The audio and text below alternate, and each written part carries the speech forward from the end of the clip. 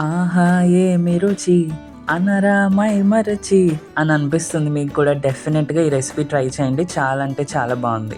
So, ప్రాసెస్‌లోకొచ్చేద్దాం. ముందుగా ఒక కళాయి తీసుకొని అందులో కొంచెం ఆనియన్స్, అలాగే కరివేపాకు, టమాటోస్ వేసి బాగా వేయించుకోవాలి.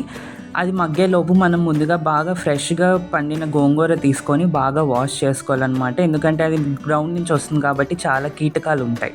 సో, బాగా కడుక్కున్న తర్వాత ఈలోపు టమాటాలు మగ్గిపోతే అందులో ఉప్పు, పసుపు కూడా వేసి బాగా కలుపుకోవాలి.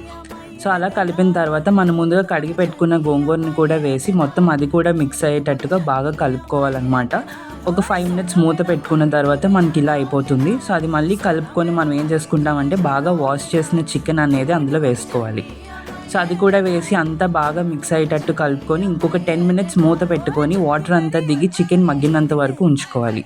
చికెన్ కొంచెం ఉడికింది అనిపించిన తర్వాత కొంచెం కారం, గరం మసాలా, అలాగే జీలకర్ర పొడి, ధనియాల పొడి కలిపి వేసుకొని బాగా మిక్స్ చేయాలి.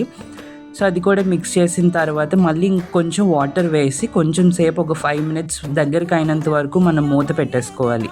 సో, మనకి ఇగురు కావాలి అనుకుంటే ఎక్కువ వాటర్ ఉంచుకోవచ్చు. లాస్ట్‌లో కొత్తిమీరతో గార్నిష్ చేసుకుంటే గోంగూర చికెన్ రెడీ.